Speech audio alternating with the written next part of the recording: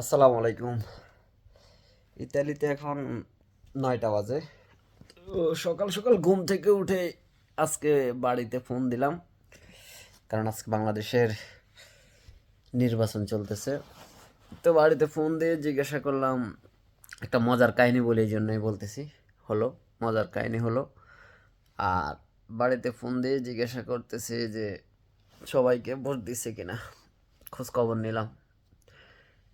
তো সবাই বলল হ্যাঁ, ভোট দিয়ে আসছে। দাড়িপাল্লা নাকি রিক্সা ফাটাইছে, ওই দাড়িপাল্লা রিক্সায় করে ভোট দিয়ে আসছে। আর আসার সময় ধানের শীষের রিক্সা দিয়ে বাসায় চলে আসছে, কিন্তু জানা না ওইটা যে ধানের শীষের রিক্সা। রিক্সা পাইছে, চলে আসছে, পরে শুনছে এটা ধানের শীষের রিক্সা।